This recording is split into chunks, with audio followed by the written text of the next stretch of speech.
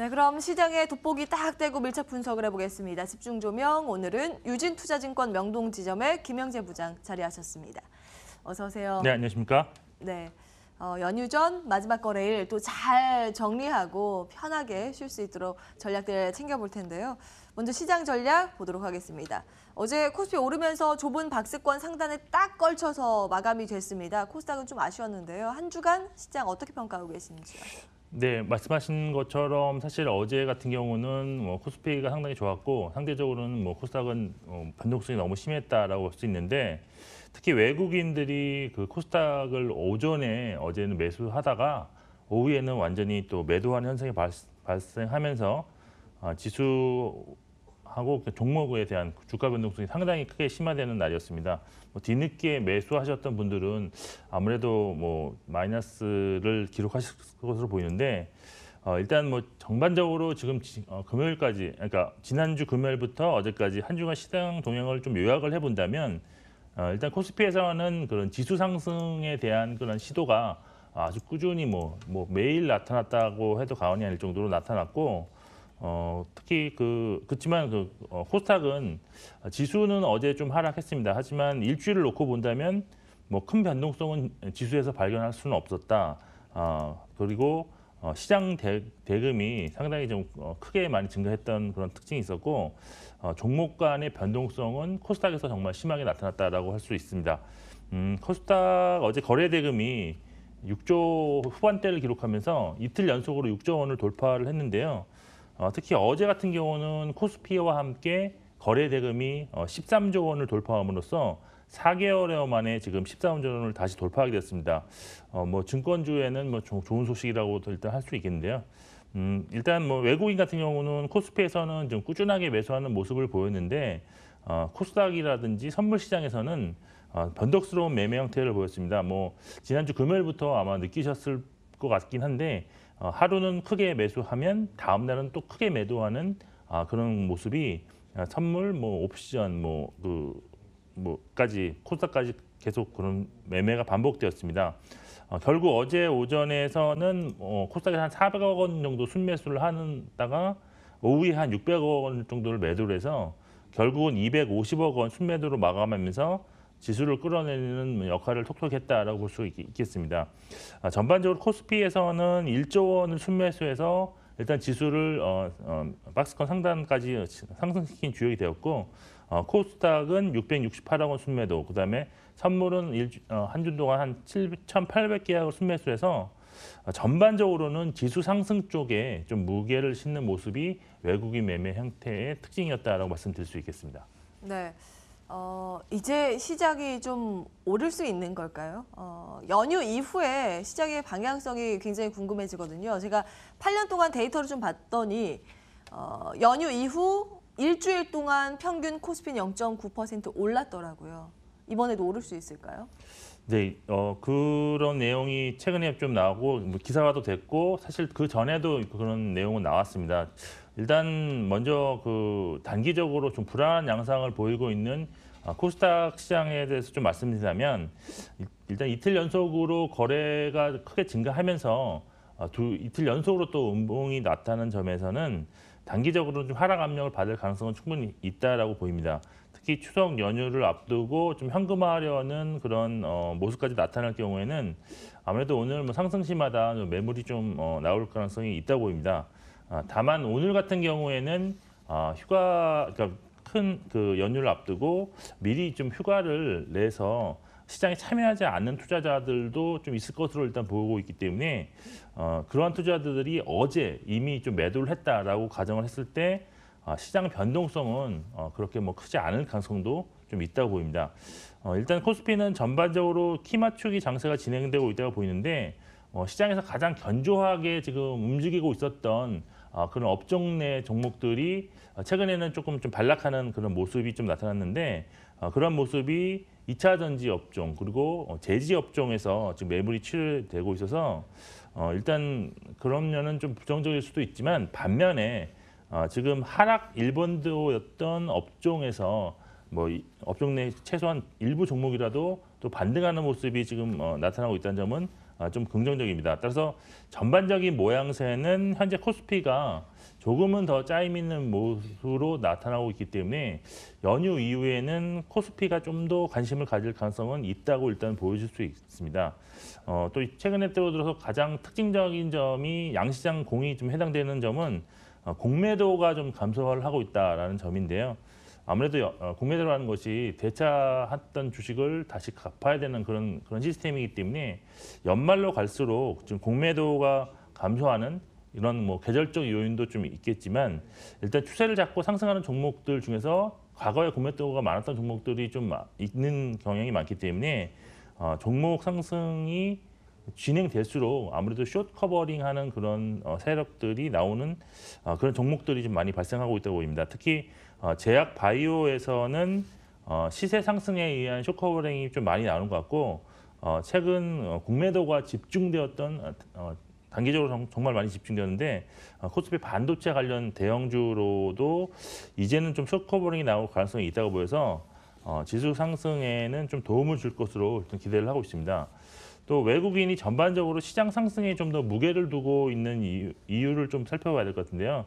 아무래도 최근 진행되고 있는 남북 관계에 대한 그런 기대감이 살아나면서 우리나라의 그런 고유한 좀 지정학적 리스크가 좀 완화되고 있다라고 볼 수가 있겠고요. 여기에 글로벌 이슈 중에 큰 핵심으로 지금 나오고 있는 미국과 중국과의 무역 분쟁도 추가적인 제재는 이미 좀 예견을 할 수 있었고 또 시간이 지면서도 아무래도 악재로서의 파급력도 감소하는 모습으로 진행되고 있어서 단기적으로 영향을 줄 수 있는 요인은 이제는 좀 아니지 않을까라고 그렇게 보입니다. 다만 추석 연휴와 그 사이에 있을 미국 FOMC에 대한 그런 결과에 따라서 환율이라든지 외국인의 시각이 좀 과거와는 다르게 변화가 있을 가능성은 그나마 좀 부담스러운 요인이다라고 저는 보고 있습니다. 지금 외국인의 변화 가능성 말씀을 하셨는데 FOMC 발표에 대해서 우리가 예측 가능한 영역 밖에 있는 게 또 있나요? 거의 금리 아닙니다. 인상은 금리 인상은 다 알고 있는 내용이고요. 네, 근데 이제 알고 있던 내용이라더라도 과거에 제가 이제 이게 이번에는 당연히 금리 인상이니까 다들 알고 있는 거 아니야? 이렇게 봤었는데 실제로 또 금리 인상이 되면 환율이 급변하는 경우를 제가 경험을 해서 조금이라도 좀 이렇게 리스크를 회피하는 차원이 조금은 좀 필요하다라는 관점에서 FOMC에 대한 얘기를 좀 해드린 거고요. 전반적으로 봤을 때는 시장이 그 연휴 이후에는 조금 상승하는 쪽으로 가지 않을까 하는 생각을 좀 갖고 있습니다. 네, 시장 전반적인 긍정적인 평가였습니다. 매력도로 좀 분류를 하자면 코스닥보다는 코스피가 조금 더 매력이 높다라는 관점이고요. FOMC 이후에는 환시장 어떻게 반응할 것인가. 아무래도 선진국 시장 쪽에서 환율의 변동성이 좀 가끔 나오기 때문에 그런 부분도 꼼꼼히 체크를 해보셔야겠습니다. 물론 저희가 연휴 이후에 꼼꼼히 들여다보도록 하겠습니다. 자, 어제 눈에 띄었던 업종과 종목 볼 텐데요. 어떤 것들 체크를 해보면 좋을까요? 네. 아무래도 코스피 특징 그러니까 코스닥은 사실 제약 바이오가 잘 가다가 막판 들어까지 하락하는 모습이었기 때문에 일단 코스피에서 특징 업종을 좀 더 찾아보는 게 더 바람직하다라고 보고 있는데 아무래도 상승률이 높았던 업종에서 특징 업종을 좀 살펴보는 것이 나을 것 같습니다. 상승률 1위, 2위, 4위를 기록한 전기전자, 운수장비, 유통업을 저는 특징 업종이라고 일단 볼 수 있겠는데 먼저 상승의 수급 주체는 업종별로 조금은 좀 다르게 나타나고 있습니다. 전기전자와 운수장비는 최근에 외국인이 정말 지속적으로 매수를 하면서 좀 반등이 나타나고 있는데 아무래도 그 코스피 시가총액 상위 종목에 그 전기전자와 그 운수장비 업종이 많이 포진해 있는 관계로 이번 주 내내 동반해서 지금 지수와 동반해서 매수가 나타나고 있습니다.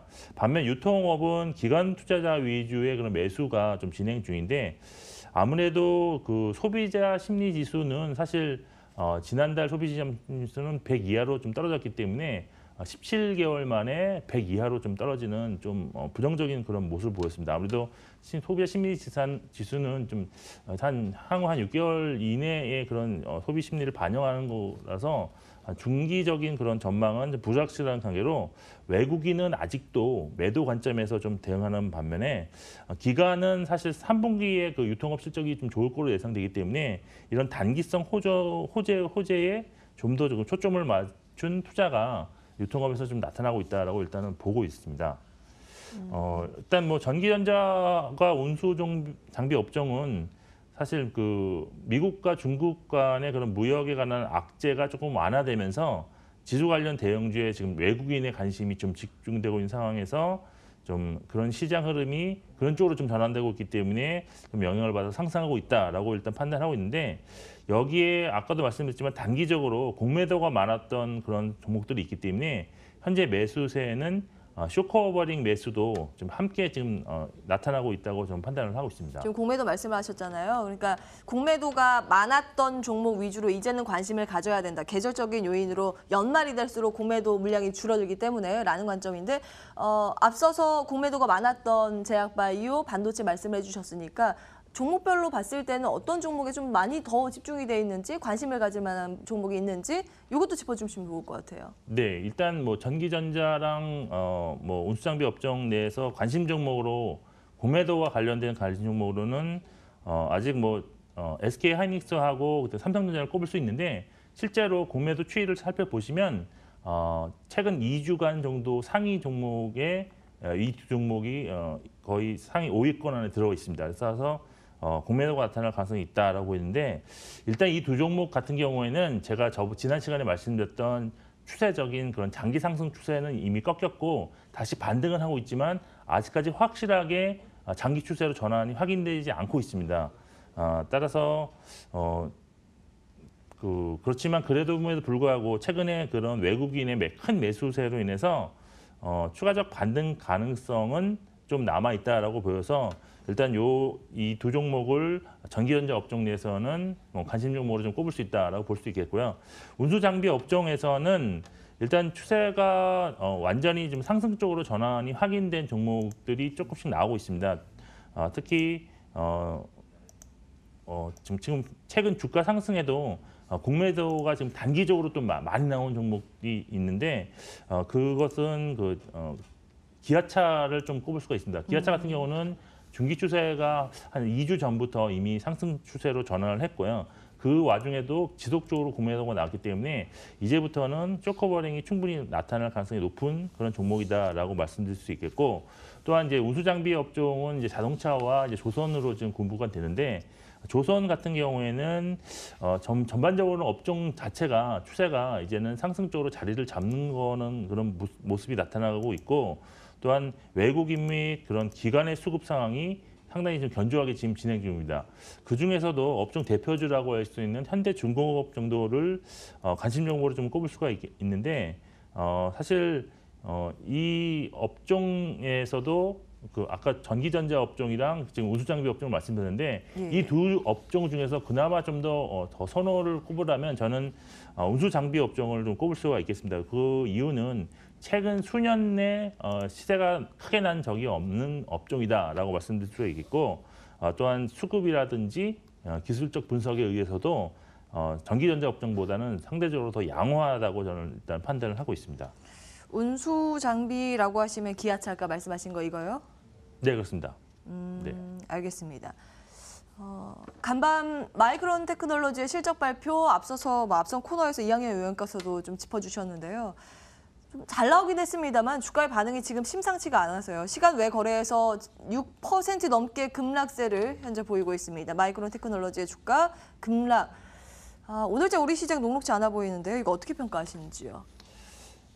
일단 오늘장 시장 전망을 보게 되면 저는 사실 우리나라 국내적인 요인들이 많이 좀 반영될 거라고 일단 보고 있는데 추석 연휴를 앞두고 거래가 감소할 가능성이 있는 날이고 또 그 3일간 휴장과 또 우리가 쉬는 동안에 FOMC 아까 말씀드렸지만 그에 따른 부담이 날 수 있어서 매매는 상당히 좀 소극적으로 흘러갈 가능성이 좀 높다고 보고 있습니다.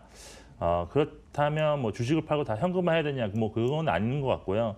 아까도 말씀하셨지만 최근 3년간의 그런 통계를 봤을 때도 추석 이후 개장일 수익률이 평균적으로 1%가 넘게 나타나고 있었고 또 8년간으로 좀 이거를 좀 연장해 보더라도 연휴 이후에 수익률이 좀 더 상승한 걸로 나타나고 있습니다. 한 0.9% 정도 나타난 걸로 지금 나오고 있는데 따라서 이번에 통계적으로 봐도 연휴 이후에는 증시가 상승할 가능성이 있다고 봐야 될 것 같고 뭐 전략적으로 좀 접근해 본다면 오늘만큼은 조금은 좀 소극적인 매매를 하시는 것이 좀 더 낫지 않을까. 하지만 그렇다고 해서 주식을 팔기보다는 좀 보유하는 전략으로 좀 가져야 될 것 같고 그렇지만 좀 보수적인 관점에서의 전반적인 관점은 유지를 하실 필요가 있다라고 보여지고 아마 증시가 저희가 쉬는 동안 글로벌 증시가 어떻게 또 반응하는지가 가장 관건이 될 것 같은데 지금 현재로서는 그렇게 크게 나올 악재는 없지 않을까 하는 생각이 좀 들고 있습니다. 시장이라는 건 언제든지 불확실성을 안고 있는 거니까요. 그런 관점에서 너무 겁먹을 필요는 없다. 하지만 경계감은 늘 어느 정도는 가지고 있자라는 말씀이신데 그러면 오늘장 살 만한 종목이 있을까요? 앞서서 이제 추가적으로 지금 들어가기에는 조금 불안한 시장일 수도 있다라고 말씀해 주신 것 같은데요. 일단 오늘장은 삼성물산에 대해서 좀 관심을 가져야 될 필요가 있다고 보이는데 삼성물산이 어제 이제 블랙딜을 통해서 지금 삼성전기와 삼성화재가 갖고 있던 그런 지분이 블랙딜을 돌았는데 한 4% 가까이 지금 4% 가까운 지분이 이제 시장이 풀리게 되는 겁니다. 근데 할인율이 한 5% 정도는 나온 걸로 봐서 오늘 시작과 함께 좀 하락이 좀 심하게 나타날 가능성 충분하다라고 보이는데 어제 시간 외거래에서 3.5% 하락했어요. 네, 그 정도 뭐 수준으로 시작할 것 같은데 사실 삼성물산 같은 경우는 일단 순환 출자에서 이제 모두 해소가 돼서 이제는 오버행 이슈가 좀 사라졌다라고 좀 긍정적으로 평가할 수 있겠고 또한 자체적으로 뭐 펀더멘탈이 사실 상당히 견조해지고 있습니다. 지금 올해 지금 건설 사업의 실적이 지금 정상화되는 관계로 영업이익은 지금 전년 대비 한 30% 정도 증가할 것으로 보이고 또한 순이익 같은 경우는 자회사 삼성바이오로직스 흑자, 그다음에 서초사업 매각 등으로 인해서 전년 대비 2배 이상한 한 1조 3천억 정도의 그런 순이익을 지금 기록할 전망입니다. 최근 뭐 삼성전자와 바이오로직스의 그런 주가 회복이 힘입어서 지금 주가 역시 좀 이렇게 보유 지분 가치가 상승할 가능성이 있다고 좀 보여져서 네. 상당히 좀 매력적이지 않나라고 판단을 하고 있습니다. 가격이요? 가격은 사실 뭐 현재가라고 말씀드렸는데 이제 5% 정도 할인을 했기 때문에 아무래도 오늘 시초가 정도에 매수를 네. 하시고 일단은 목표가는 죄송합니다. 15만 원. 시간 때문에 네. 예, 목표가 15만 원, 손절가 11만 9천 원 나왔네요. 참고해 보시기 바라겠습니다. 지금까지 함께해 주신 여러분 고맙습니다.